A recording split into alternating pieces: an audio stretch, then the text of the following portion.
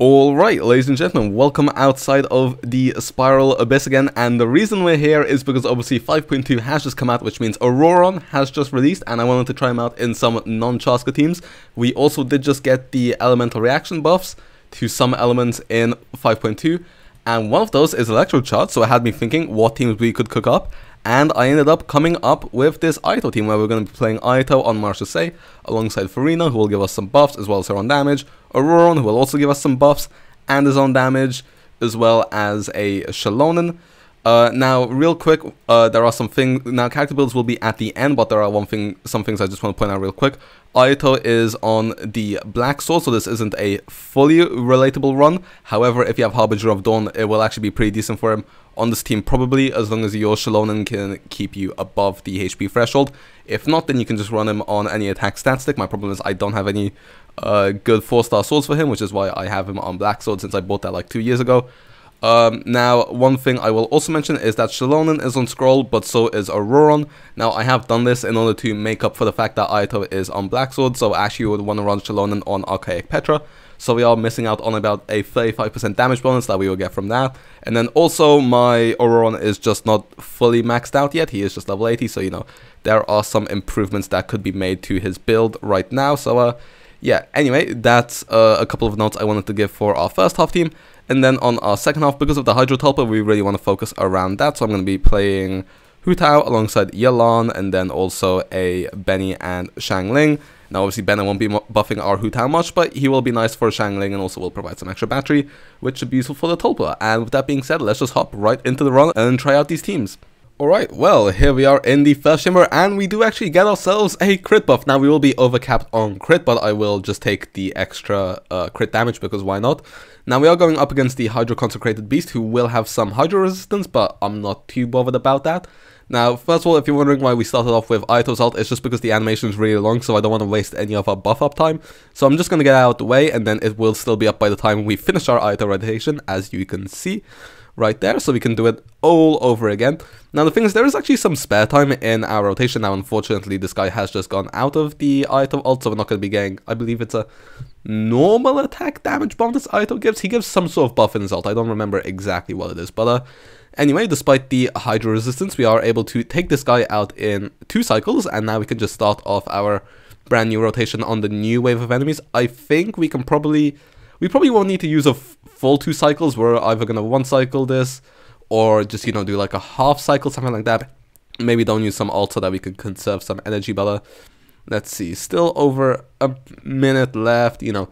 We're looking to clear within 90 seconds. We're definitely going to be able to pull that off. I mean, yeah, these guys are both nearly dead, so I think we just shred our resistances here, just use our skills, and we should be good to go. There you go, that's a 75-second clear with our AYATO. I will very much take that, considering that there is Hydro resistance on the first enemy. Now then, our Hu Tao team. Now, obviously, this team is very much focused for the final chamber. However, I mean, the first 2 chambers on the second half are easy enough to the point that I think you can just get away with building around the Hydro Tulpa. And, okay, this guy is up next, which can be a bit annoying. Now, the nice thing is, of course, Hu Tao does have a fair bit of HP, although we do actually have her on an EM timepiece. A HP one would probably be better, but I don't have one on Crimson, so yeah, that's just slightly unlucky. Oh, okay, our Bennett got hit there. We just need Xiangling not to get hit, because she will probably get one shot. Anyway, we are going to be doing our plunges here, just because obviously this guy gives us the ability to plunge. I don't know if it's making us lose damage to the fact that we're wasting time by plunging.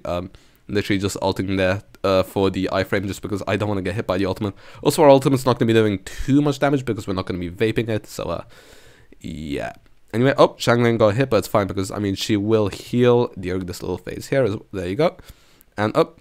Okay, there goes our Hu Tao getting hit, but we have 30 seconds to clear. We should be able to do this quite well, and I mean, we are helped by the fact that our first half was pretty damn quick, and I mean, you know, for people saying that AYATO isn't a good unit anymore, I will take a 75-second clear on the first half. Now, like I said, obviously we are on Black Sword, but we don't have xilonen on Archaic Petra, and we are also overcapping on crit right now thanks to the Abyss Blessing, so there are some wasted stats right there. Anyway, 5 seconds left, and we clear just in time, and it is time to move on to the second chamber. Alright, and chamber 2 time, and you know what, I'll take the healing effectiveness buff. It will probably help us stack our Furina fanfare quicker. Anyway, we're up against another consecrated beast, but this time it is Dendra, so he won't have the hydro resistance that the last one had. And actually, you know what, since we have a bit of uptime in this rotation left over, then we can just swap into our Furina and heal her up a little bit. So I think that's actually the nice thing about this team. You can technically look at the fact that there's some wasted time in your rotation because it doesn't line up perfectly, because AYATO doesn't spend too long on the field, whereas Furina's buffs can last quite a while. So to be fair, what you could do is you could just go through your team and stay on field, for example, on Furina for a second, and then you can just heal her up and get more of her fanfare stacks because you're healing up more HP. Although we are actually maxed out right now, which is very nice. Anyway, I'm thinking we're probably going to be looking at another approximately 5-second clear. Now look, I can stay on field for xilonen a little bit longer, get the heals, get a tick on Furina as well. We're maxed out on the Furina fanfare. We're getting the damage bonus from the scroll set. We'd get another 35% if xilonen was on Petra, so yeah, you know what, this team's actually really nice. You know, it's a bit forgiving, so maybe if you get knocked back, or like I said, you can just stay on field for some extra healing. Like I said, I just quite like the fact that the rotation is quite forgiving and not incredibly rigid. But with that out the way, it is now time for us to take on the Aeon Blight Drake.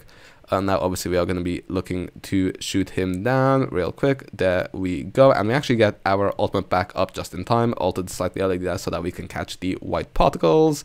And now on our xiangling. Now our xiangling's not doing much damage here either because she is on Dragon's Bane, and since there's so much pyro right now, then the EM she has is kind of wasted. Oh, actually, yeah, I forgot. It's my Hu Tao's on my Homa, and then xiangling's on my what's its name?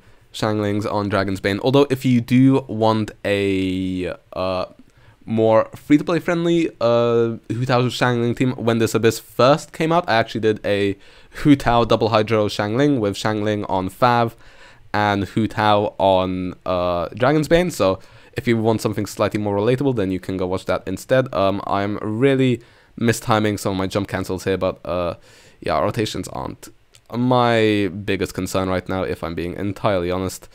Okay, we're going to be able to get all of our ults up right now. Yelan hits for 19k on the scale, not fully leveled up unfortunately, but yeah, we have 30 extra seconds. Once again, it is nice that the AYATO team did well, so it gives us a little bit of leeway in terms of time, but we should be able to clear, so I am just going to try funnel our team up for the Hydro Tulpa, because that boss can be quite annoying. And there we go, we should have full energy for the Tulpa.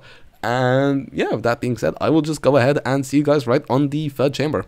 Alright, and here we are on the final chamber. Now we are 16% overcapped when it comes to crit, but it does still mean we get a nice 30 crit damage, which I will not complain about.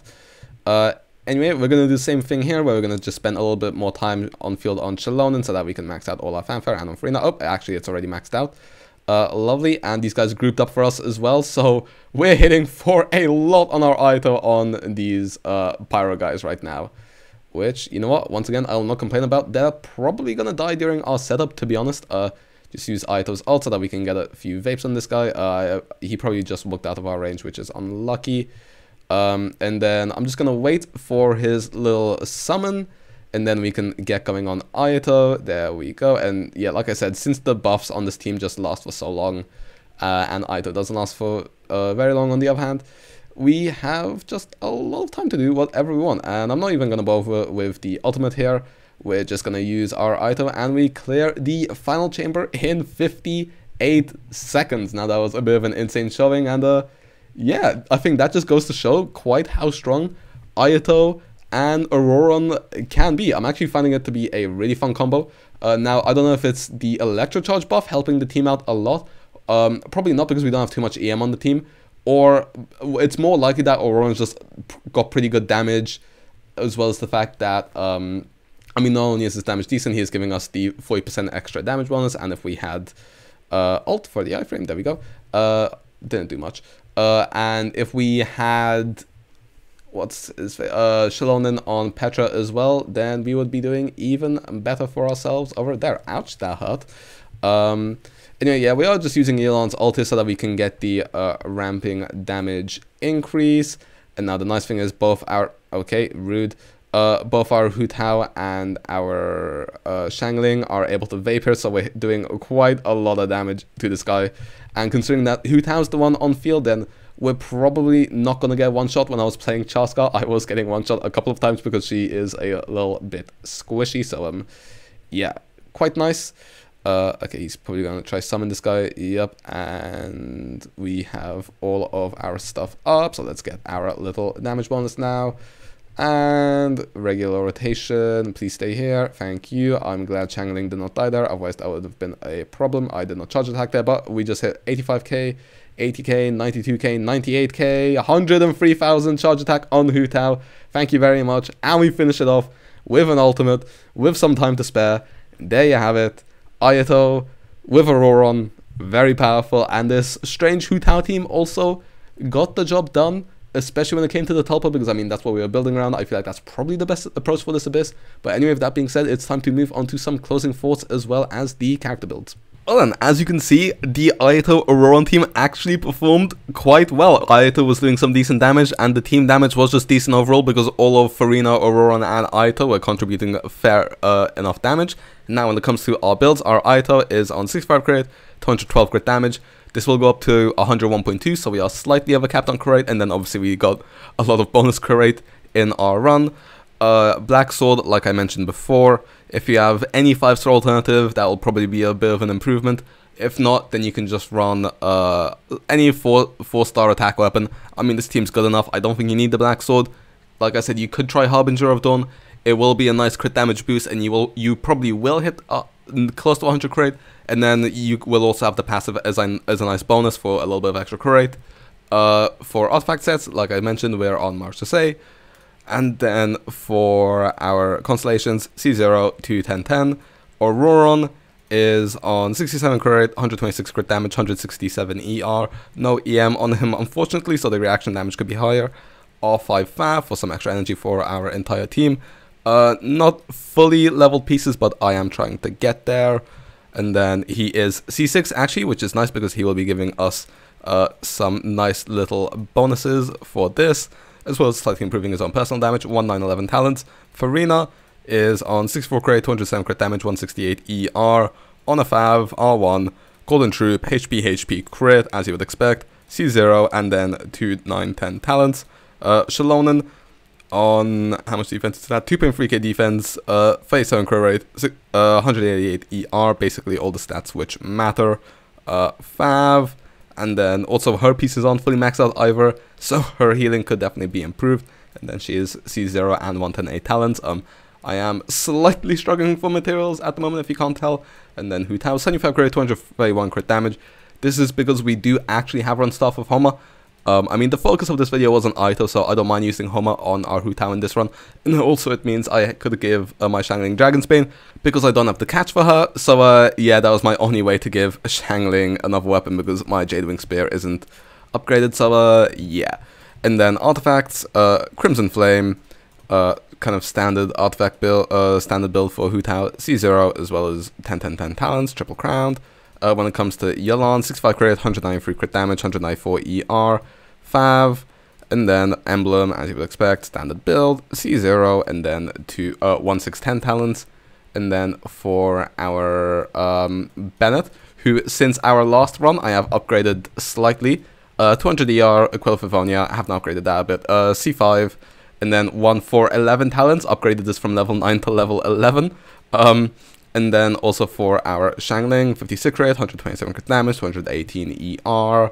On the Dragon's Bane, like I mentioned, otherwise we would probably have from Prototype Crescent or Fav, which considering that her damage contributes a lot in the top fight, I didn't want to do that, so I just put her on Dragon's Bane. She's C6 by the way, and then 149 talents because I don't have any diligence books right now. So yeah, anyway, hopefully you guys enjoyed, found it helpful, and maybe try out this team for yourself and let me know how it goes. And with that being said, see ya.